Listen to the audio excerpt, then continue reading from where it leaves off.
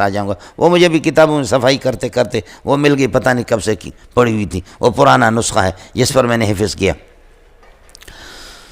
اور مکے میں بہت سے مولوی لوگ ہوتے ہیں، یہ پاکستانی میں نام نہیں لیتا، وہ کچھ بھی نہیں، لکیر کے فقیر ہے، بس خطیب ہے، باقی ان کو نہ حدیث کا پتہ ہے نہ قرآن کا بھی پتہ ہے کہ کسی چیز کو.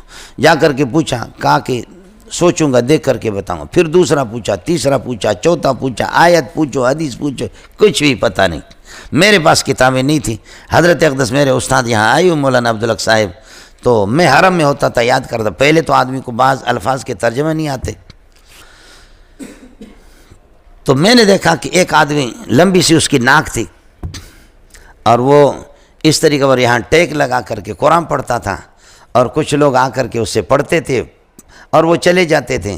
اور پھر یہ کہ یہ ٹیک لگا کر یہاں قرآن پڑھتا تھا اور بیت اللہ کو دیکھ کر کے روتا تھا. مجھے کسی نے بتایا تھا غٹا عالم دا، بڑے عالم. میں نے کہا کہ چلو، میں تو جاہل ہوں، بہت سی چیزیں، کتابیں میرے پاس بھی نہیں ہے، ترجمہ بھی نہیں ہے، تو جا کر کے پوچھوں. تو کتاب میں نے اپنی یہیں، اللہ آپ کا بھلا کرے، بیت اللہ کے سامنے یہیں کتاب رکھی، وہی مطاف میں بیٹھے ہوئی ہے. میں حضرت اقدس کے پاس گیا، میں نے کہا کہ شیخ، ہونا کا بعض الالفاظ التي في البخاری لا افهم ترجمتها، وہ ترجمہ مقصد مجھے نہیں آتا. کہنے لگے کہ ما ہی، سمجھے. تو پھر میں نے حضرت سے پوچھا، میں نے کہا کہ قد وقع ہونا کا لفظ وقع، ما معنی وقع، وجع، وقع. تو کہا نعم ان هذا اللفظ قد ورد فی حدیث سیدنا انس بن مالک. لفظ ایک میں بتا رہا ہوں، اور وہ کہتا کہ یہ لفظ انس بن مالک کی حدیث میں آیا. ایسا کمپیوٹر ترجمہ بتا دیا. میں نے کہا ما معنی مجتن، ان نبی صلی اللہ علیہ وسلم مج مجتن فی وجہہ. کہا نعم ان هذا اللفظ قد ورد فی حدیث سیدنا محمود بن ربی. سمجھے، میں لفظ بتا رہا ہوں کہ مجہ کا معنی کیا ہے. تو وہ بتایا، کہتے وہ انس کے مالک میں، وہ حضرت انس کی حدیث میں وہ لفظ بتایا، وہ فلاں کی حدیث میں فلاں باب میں وہ بتایا، اور یہ بتایا کہ ما معنی مج النبی صلی اللہ علیہ وسلم. نعم ان لفظ قد ان هذا لفظ قد ورد فی حدیث سیدنا محمود بن ربی مج النبی صلی اللہ علیہ وسلم مجتا اخذ النبی صلی اللہ علیہ وسلم الماء فی فمه المبارک ثم بعد ذلك هكذا فعل فی وجه محمود بن ربی. تو میں سمجھ گیا پھونکارنا ہے اور کیا ہے، سمجھے. یہ پیار میں ہوتا ہے نا، کہ جیسے کہ بچوں کو آدمی یہ کہ کلی کر کے ان پر وہ کرتا ہے. میں کہا ربا، عرب کے حافظہ کا تو سنا تھا، لیکن یہ بوڑھا ہے کیا بھلا، سمجھے. یہ جامعہ القرآن کے استاد تھے، سمجھے. اچھے لوگ بھی ان میں ماہر لوگ بھی ہوتے ہیں، سمجھے ملنگو، اچھے لوگ. اللہ نے ذکاوت بھی تو ان کو دیے، تھوڑی سی محنت کرے. میں مولانا اس کا عاشق ہو گیا، پھر وہ کتاب میں آپ کو دکھاؤں گا. پھر میں کتاب لے کر کے آپ کے پاس جاتا تھا. اس کتاب پہ لکھا ہوا تھا اس کے مقدمے میں، اگر کوئی آدمی یہ کہہ دے کہ بخاری کی ساری روایتیں صحیح نہ ہوں تو میری بیوی کو طلاق ہے، اس کی بیوی کو طلاق نہیں پڑے گی. اس کی وجہ ہے کہ بخاری کی ساری روایتیں صحیح ہے، اور ان میں کسی نے کلام نہیں کیا ہے. تو میں نے حاشیے پر لکھ دیا تھا، حاشیے پر لکھا تحکم لا دلیل علیہ، یہ سینہ زوری ہے، یہ حکم بلا دلیل ہے، اس پر کوئی دلیل نہیں ہے. اس نے مبالغہ کیا، اس طرح کہا. بخاری میں متکلم فی حدیثیں بہت ہیں، لوگوں نے بہت گفتگو کی ہے.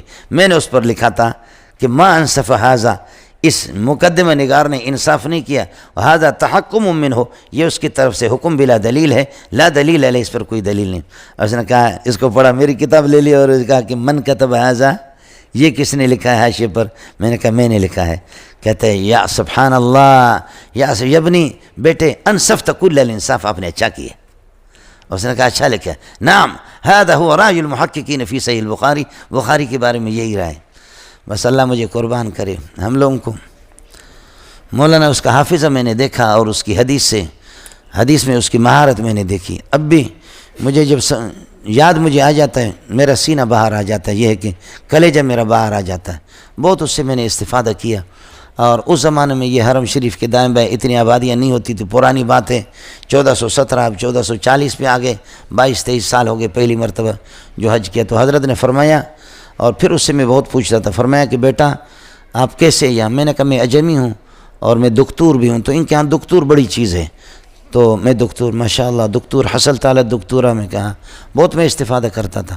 فرمایا کہ بیٹا جب تک آپ یہاں ہیں آپ میرے گھر سے کھانا کھائیں، میں بڈھا آدمی ہوں، یہاں آ کر کے نماز میں شریک ہوتا ہوں 5 وقتہ نماز میں، جیسے امام سلام پھیرتا ہے میں یہاں نوافل نہیں پڑھتا، پھر جب تک نکل جاتا ہوں فوراً گھر نکل جاتا ہوں۔ بقالۃ الشامیہ کوئی ہوٹل تھا، یہ ہوٹل بھی انہی کا تھا، پوری بلڈنگ اس کا، وہ سارے گرا دیے انہوں نے، حرم کی توسیع کر دی بالکل حرم کے ساتھ۔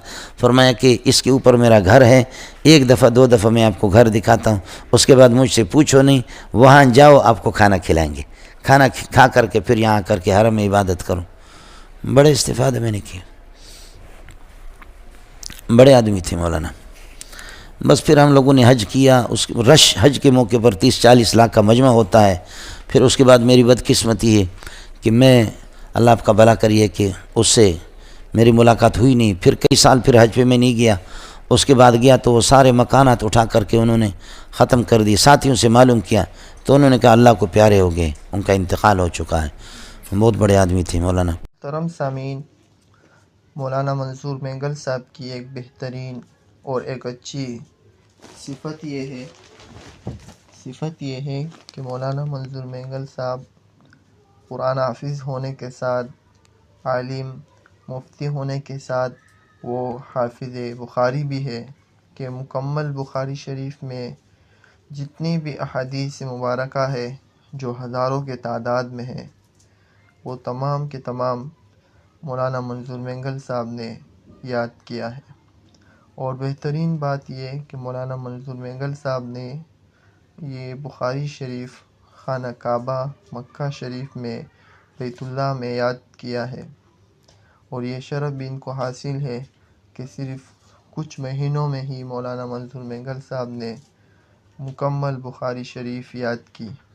یقیناً یہ اعزاز بہت ہی کم لوگوں کو، اور خاص طور میں پاکستان میں ایسے علماء ناپید ہے جن کو بخاری شریف اور حدیث کا ایک زیادہ مجموعہ یاد ہو۔ مولانا کی کئی خصوصیت اور بھی ہے کہ بیک وقت یہ کئی حدیث کے کتابیں پڑھاتے ہیں۔ اللہ رب العزت ہمیں بھی حدیث سے شوق شغف نصیب فرمائے اور کئی حدیث یاد کرنے کی توفیق عطا فرمائے۔